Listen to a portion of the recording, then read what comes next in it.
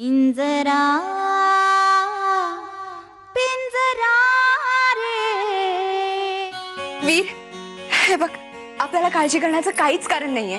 कारण का मलाच माझ्या सगळ्या प्रश्नांची उत्तरं मिळाली. आता त्यांनी काही करू दे, आपल्याला त्याचा काहीच फरक पडणार नाहीये. आनंदी, पण नक्की झाले तरी काय?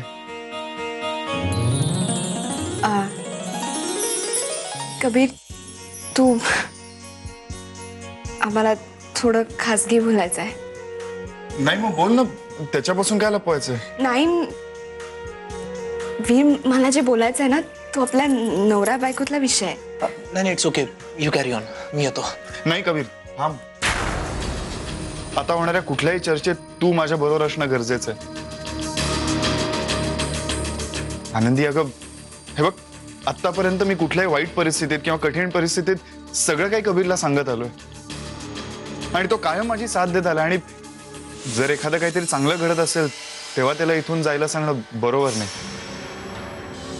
वीर, प्लीज तुम्ही दोघं बोला, मी बाहेर थांबतो. कबीर, जाऊ दे, तू थांब.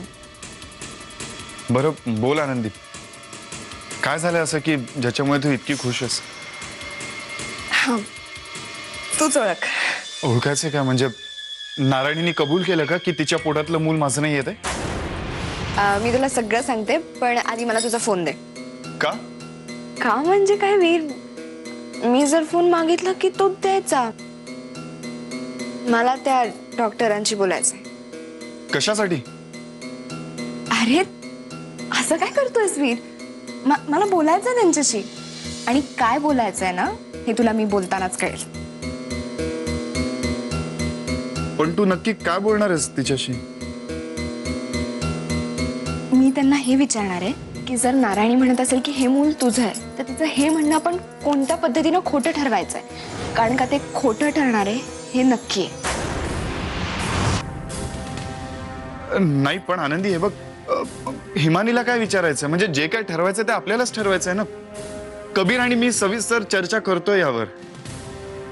वीर, तू असं काय करतोस?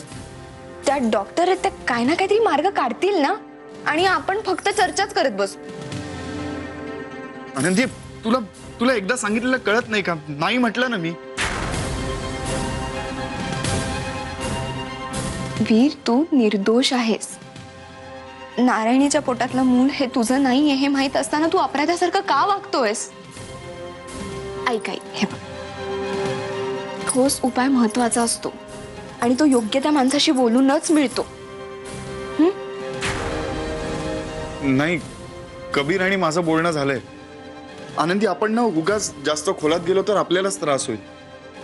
आणि कशाला ना, म्हणजे आपण हे सगळं विसरून जाऊयात.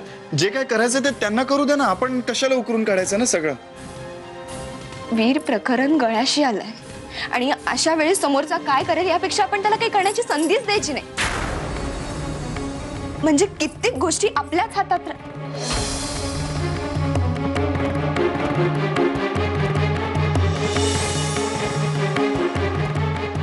काय झालंय तुला? का असा वागतोयस तू? माझ्याकडे बघ. मला उगाच असं वाटतंय की आपलाच काहीतरी गुन्हा आहे. माझा ऐक, काहीही होणार नाहीये. ते मला, मी फोन लावते. नाही नको, राहू देत ते सगळं. वीर, फोन दे, मी लावते. नको, सांगितलं ना तुला एकदा.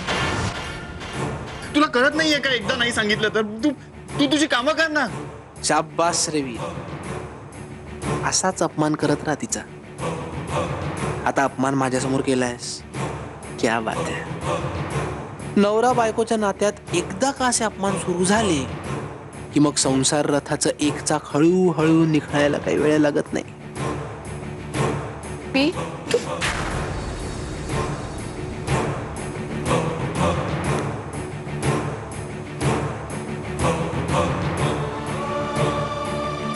आनंदी, वीरला समजून घे.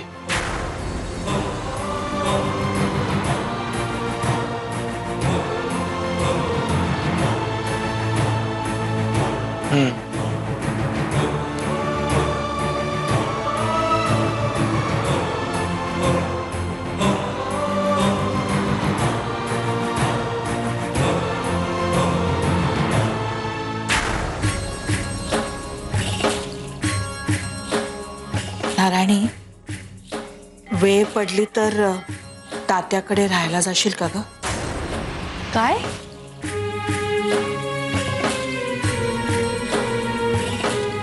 हे बघ, मला माहितीये मी विचारलेला प्रश्न जरा विचित्र आहे, पण आपल्याकडे दुसरा कुठलाही मार्ग नाहीये. मम्मा, पण हे सगळं कसं शक्य आहे? वीर माझ्याकडे बघत सुद्धा नाही, नुसता रागराग करतो माझा. तात्या माझ्याशी कधीच नीट वागले नव्हते आणि आत्ताही ते वागणार नाहीत माझ्याशी नीट. आनंदी पण त्या घरची मालकीण होऊन बसलीये. नोकर माणसाची सुद्धा किंमत देणार नाहीत ते मला, एकटी पाडतील. नारायणी, तू एकटी पडणार नाहीस, कारण ललिता ठामपणे तुझ्या बरोबर उभी राहील. कारण तिचा पूर्ण विश्वास आहे की तुला होणारं मूल वीरचंच आहे. आणि बच्चा, तुला जे बाळ होणार आहे ना, त्या बाळाच्या मदतीनेच तू त्या घरात तुझं हक्काचं स्थान परत मिळवणार आहेस. नारायणी, तूच विचार कर. एकदा तू त्या घरी राहायला गेलीस की मग तुला तिथून बाहेर काढणं सगळ्यांना खूप कठीण जाईल. आणि जोपर्यंत वीर मान्य करत नाही की तुला होणारं मूल त्याचं आहे, तोपर्यंत मी त्याला या गावातून बाहेर पडू द्यायची नाही. नाही मम्मा, तो मुलगा मला त्या घरात सुखाने जगू देणार नाही. नारायणी, प्रत्येक मुलीला तिच्या सासरी सगळी सुख मिळतातच असं नाहीये. आणि त्यात तुझा तर डिव्होर्स झालाय ग. तू जगातली अशी पहिली मुलगी अशी जिला डिव्होर्स झाल्यानंतर सासरी नांदायला जावं लागतंय. आणि मी जगातली अशी पहिली आई असेल जी आपल्या मुलीला हे सगळं करायला सांगते. पण मी काय करू बच्चा, माझ्याकडे दुसरा कुठलाही पर्याय नाहीये.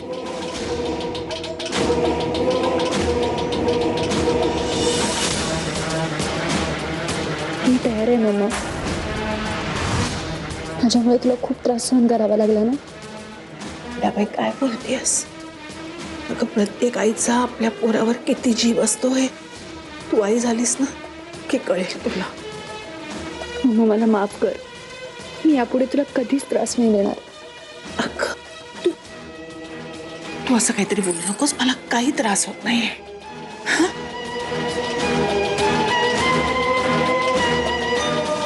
खरं सांगू तुला, मला एक वेगळीच भीती वाटतेय. आता हे सगळं मी तुझ्या बाबांना कसं सांगू? म्हणजे तुला जर का तात्याच्याकडे राहायला पाठवायचं असेल तर त्यांची परवानगी घ्यावी लागणार. आणि मला कळत नाहीये नारायणी, मी त्यांना काय सांगू, कसं समजावू ग?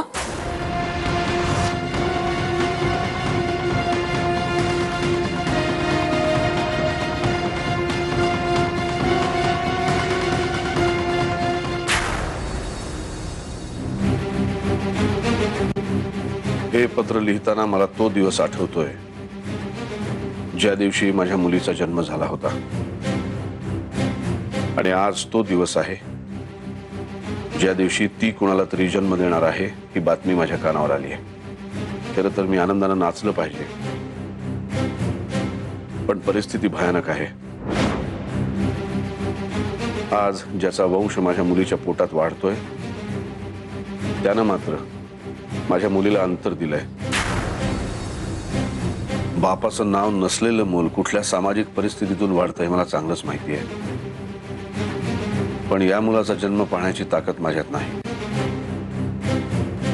मीच कुठेतरी कमी पडलो म्हणून माझ्या मुलीला आजचा हा दिवस पाहावा लागतोय. एका मुलीचं सुख आणि दुसरीचं दुःख मनात घेऊनच मी तुम्हा सगळ्यांचा निरोप घेतोय. जमल्यास मला समजून घ्या.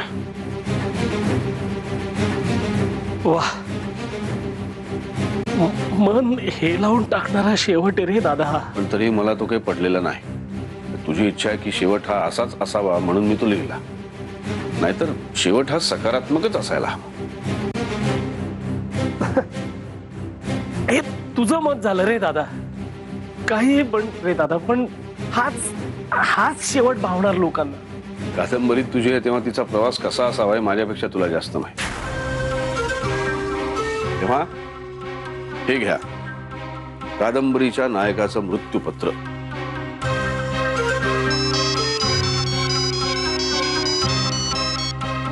हा वकील साहेब बोला, झाली का कागदपत्र तयार? उद्या दुपारपर्यंत देऊ शकताय? दादा मी काय म्हणतो, उद्या मी त्याच भागात जाणार आहे, तर येता येता घेऊन येईन ना ती कागदपत्र. बरं हा वकील साहेब, नाही नागनाथ म्हणतोय तो उद्या त्याच भागात येणार आहे, त्याच्याकडनंच पाठवून द्या ती कागदपत्र, मग सही करून त्याच्याकडनंच परत पाठवतो मी ती. ठीक ठीक. हा नागनाथ, अजून काय हवंय तुला लिहून माझ्याकडनं?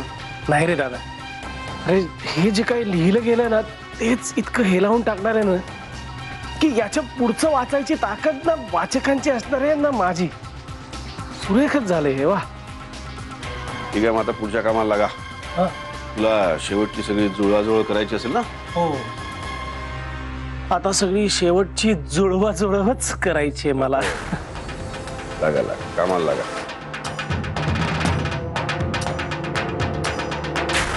काही झालं तरी खूप प्रेम आहे माझं माझ्या आनंदीवर. मी तिला असं दुखवू नाही शकणार.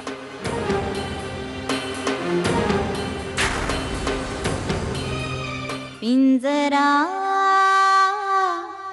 पिंजरा रे पिंजरा पिंजरा रे.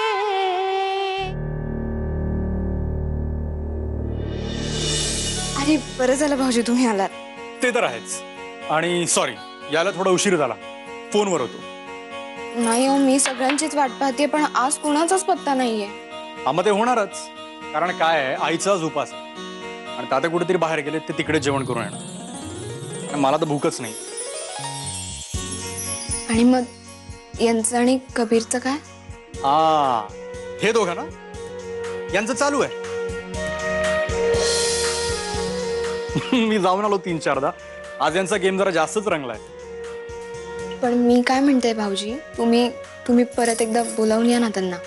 मी काय म्हणतो वहिनी की जर का तू गेलीस ना तर ते 2 मिनिटात परत येतील. नको, म्हणजे मी नको, तुम्हीच बोलवा. का तुमच्यात की भांडण वगैरे झालंय का? नाही, कारण मगापासून बघतोय तुम्ही जा याच्यावर तुझा भर आहे. एरवी तू स्वतः गेली असतीस आणि त्यांना बोलवून आणलं असतंस. असं काही नाहीये भाऊजी, तुम्हाला माहिती आहे ना की आमच्यात कधी भांडणं होऊच शकत नाहीत. हे सगळं ना लग्नाच्या आधी. लग्नानंतर जर का भांडणं नाही झाली तर काही गडबड आहे. तुम्हाला बराच अनुभव दिसतोय. हा, आणि याच्यात अनुभव कसला आला हे आपलं सहज जनरल नॉलेज. मी काय म्हणतो, जर का ते येणार नसतील ना तर तू जेवून घे. नाही, यांच्या आधी मी नाही जेवू शकत. पण हे त्याला कळलं पाहिजे ना, आणि त्या कबीरला कळायचा प्रश्नच येत नाही, कारण त्याचं लग्नच झालं नाही. एक काम कर, तू गुपचूप जेवून घे, मी कोणाला काही सांगत नाही. भाऊजी असं नाहीये, मी स्वतःसाठी काही नियम आखलेत. मी स्वतःला नाही फसवू शकत. तू स्वतःला काय, जगात कुणालाही फसवू शकत नाही. दोघंच येणार नाहीत तर तू का उपाशी राहते, म्हणून मी तुला बोललो. तू येणार नसेल तर जेवून घे, एवढंच मला म्हणायचं आहे. चल येतो.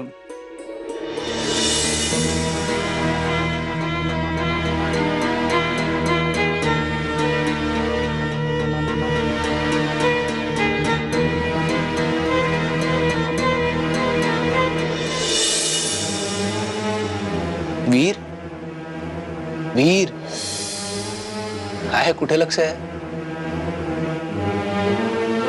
काय नाही, खेळात माझं नाहीये लक्ष. आपण अरे तू नारायणीला इतके सिरियसली नको घेऊस, निघेल काहीतरी मार्ग. डोंट वरी. नाही कबीर, मी नारायणीचा नाही, माझ्या आनंदीचा विचार करतोय. मी मगाशी उगाचच चिडलो तिच्यावर. मी नव्हतं चिडायला हवं. सोड ना, आता जे झालं ते झालं. नाही, मी आनंदीची माफी मागायला हवं. तिचं काहीच चुकलेलं वीर, नाही. एक मिनिट. काहीही गरज नाहीये माफी मागण्याची. कबीर, इतका वेळ मलाही असंच वाटत होतं, म्हणून मी गप्प बसलो होतो. पण सारखा तिचा रडवेला चेहरा डोळ्यासमोर येतो आणि तिचं तर काहीच चुकलं नव्हतं रे. बरं समज तू माफी मागितली, तर ते हार पत्करण्यासारखं होईल वीर. हो, ते गुडघे टेकल्यासारखंच झालं ना. आणि माझ्या मित्रांच्या अनुभवावरून सांगतो, बायकांना मऊ दिसलं ना की ते कोपऱ्यानं खणायला सुरुवात करतात. छे छे, तुझ्या मित्रांबाबतीत असेल तसं, पण माझी आनंदी तशी नाहीये. मग तिनं का नाही मागितली रे माफी? बघायला गेलं तर मूर्खासारखी तीच वागली आहे. एक मिनिट कबीर, हे बघ, आनंदीला मूर्ख वगैरे म्हणू नकोस तू. तिची तर काहीच चूक नाहीये. या सगळ्यात जर कोणी मूर्खासारखं वागलं असेल ना तर तो मी आहे. तू प्लीज आनंदीला मूर्ख म्हणू नकोस. बरं बाबा, माझा अंदाज चुकला असेल, सॉरी. पण वीर, मला एक गोष्ट सांग.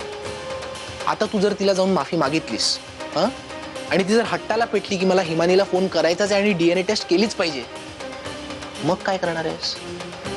मी आनंदीला समजावून सांग आणि ती ऐकेल माझं. ए, ते तर आता पण तू केलंच ना. काय फायदा झाला? मग मी करू तरी काय? बरं चल, आपण ना बुद्धिबळाचा एक नवीन डाव मांडू. जर तू एखादा गेम जिंकलास ना तर तुला कॉन्फिडन्स येईल. बस ना.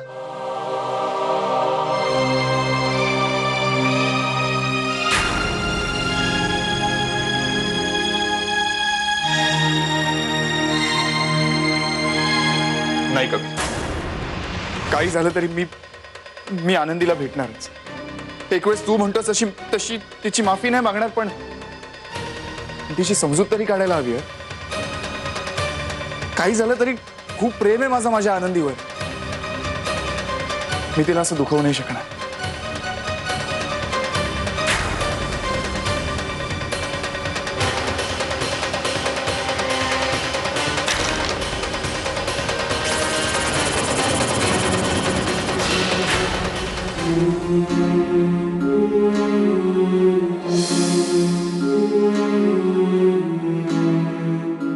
आय एम सॉरी आनंदी. पिंजरा पिंजरा रे पिंजरा पिंजरा रे. खरंच मी जरा वीरला समजून घ्यायला हवं होतं. तो दडपणाखाली आहे. मी त्याच्या मागे उगाच घाई केली.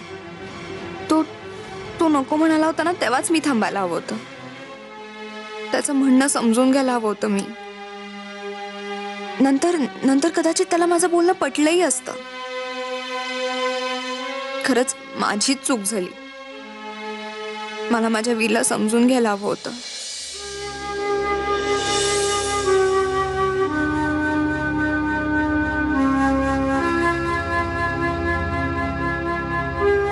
त्याची माफी मागितलीच पाहिजे.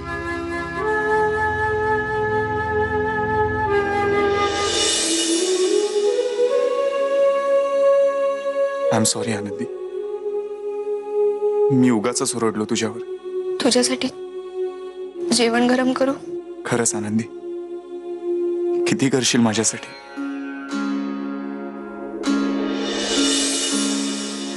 नाही, नको.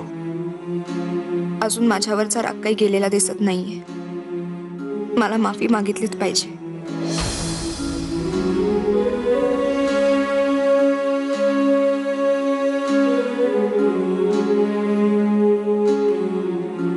एक्स्ट्रीमली सॉरी यार, माझ्यामुळे थांबावं लागलं ना तुम्हाला. पण ठीक आहे, आता माझ्यामुळे थांबावं लागलं ना तर मी मदत करतो जेवण गरम करायला.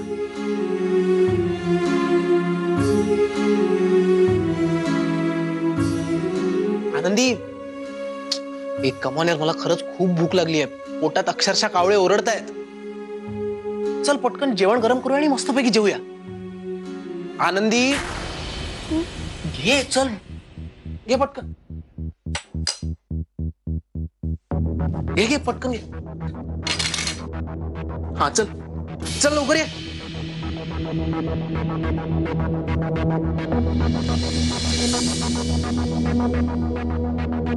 वीर, मला माफ कर.